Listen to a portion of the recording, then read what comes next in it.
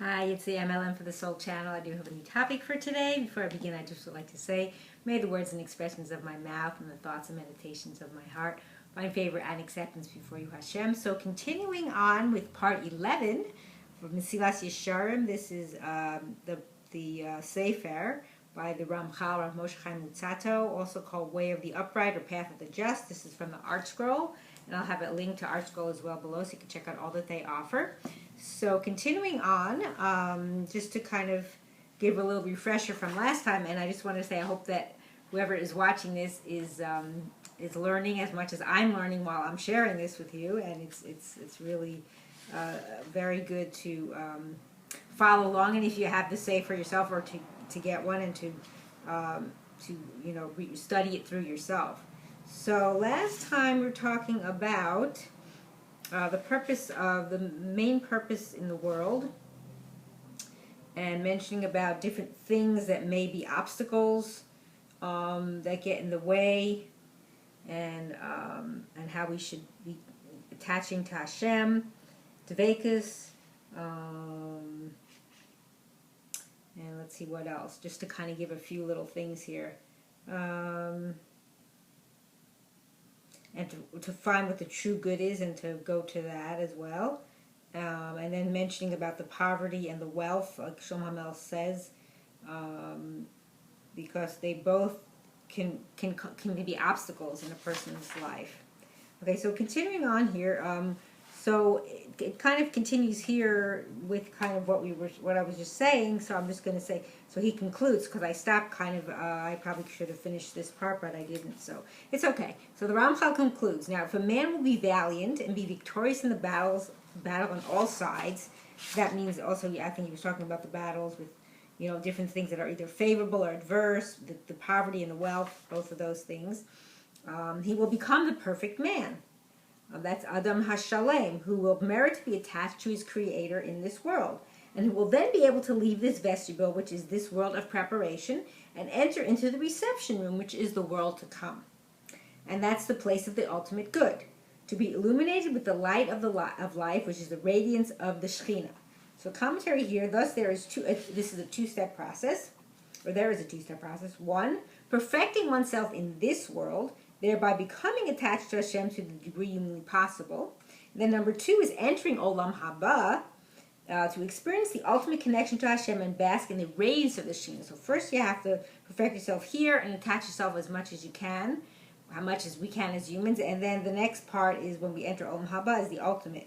So this ultimate connection is possible only in Olam Haba, where the body's physicality no longer impedes the soul from cleaving fully to Hashem. And that's from Baruch Hashem 1, 3, 4. So meaning because when this body, soul is still attached inside the body, it can't connect in the same way. Okay, so continuing on.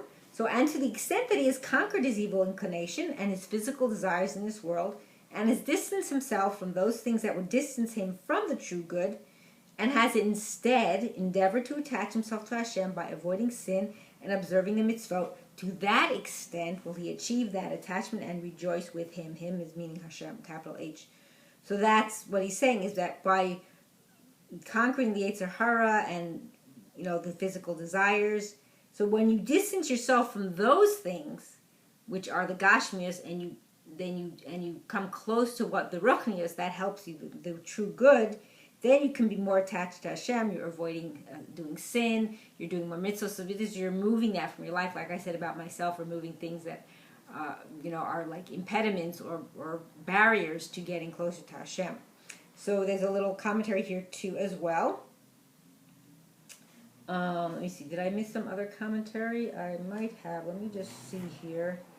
There was something else here. Oh no, that was from the last time, I think.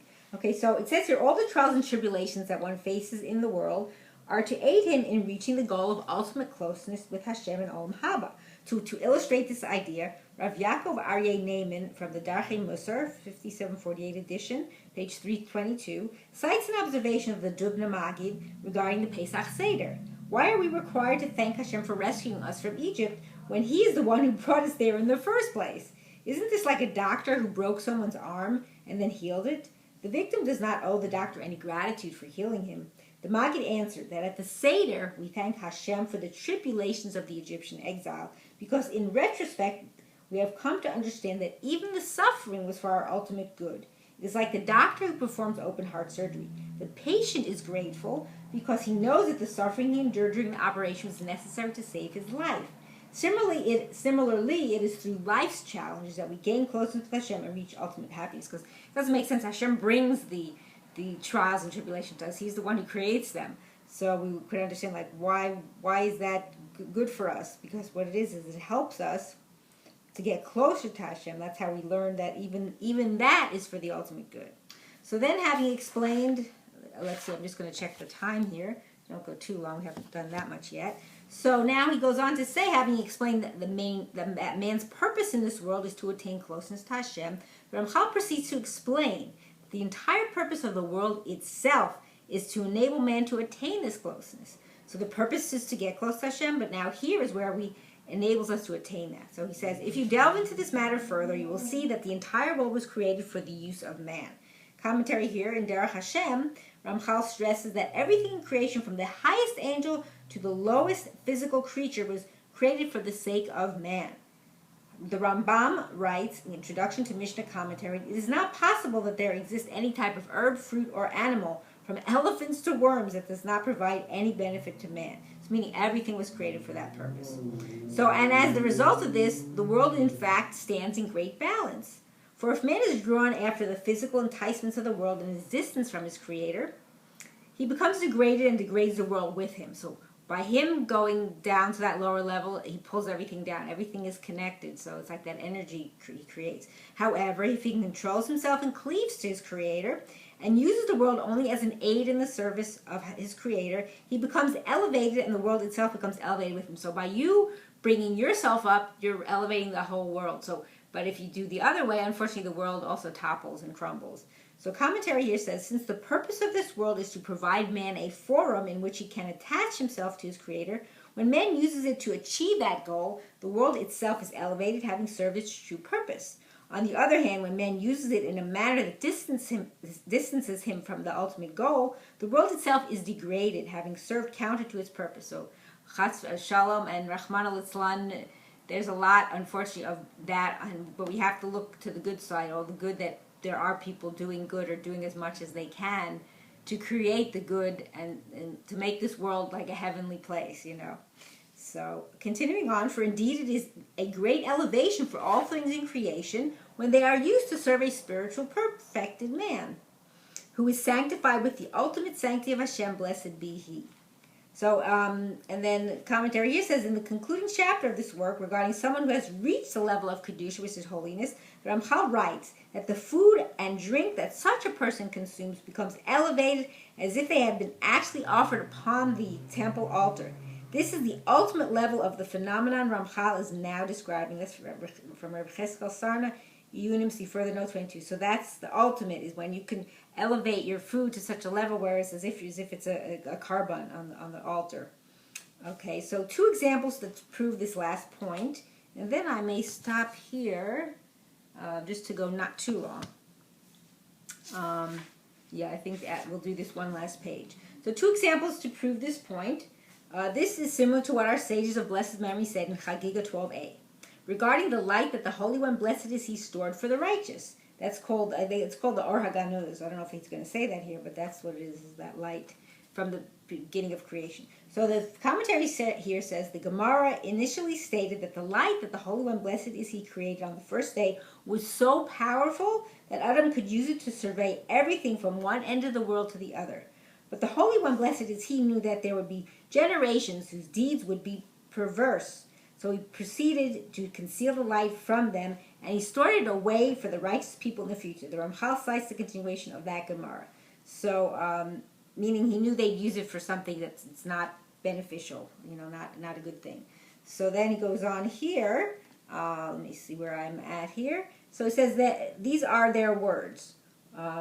Once the light saw that the Holy One, blessed is He, had stored it for the righteous. It says, Ar Sheginazo, but they call it Or HaGanuz. So once the light saw that the Holy One, blessed be, has stored it for the righteous, the light was gladdened as it's stated in Mishlei 39, the light of the righteous is gladdened. So commentary says the statement that the light was gladdened conveys the idea that it was elevated through being reserved for the use of the righteous. Meaning because it was going to be used something holy, it had that, I guess, quote, gladness. It's not like physical, but it's like, a spiritual thing, I would gather. It doesn't say that here, I'm just adding that. Then similarly, regarding the stones of the palace that Yaakov took and set under his head, of the place, sorry, I said palace, slip of the tongue, I added a letter here. So the stones of the place that Yaakov set under his head from Bereshis 28:11, the sages said in Chulin 91b, Rabbi Yitzchak said, this teaches that all the stones that Yaakov placed around his head gathered to one place, and each one was saying, upon me shall the righteous one lay his head. So these are two examples that prove this last point about, using things for holiness. So a commentary here says the Gemara addresses an apparent contradiction in which the Torah initially states that Yaakov took from the stones of the place and set them by his head, and later states that he took the stone that he had placed by his head. See Bereshis chapter 28, verse 11 and 18. So Rabbi Yitzchak explains that Yaakov actually took many stones to place around his head, but then all of them gathered together and said, upon me shall the righteous one lay his head. So Hashem miraculously fused them all into one stone.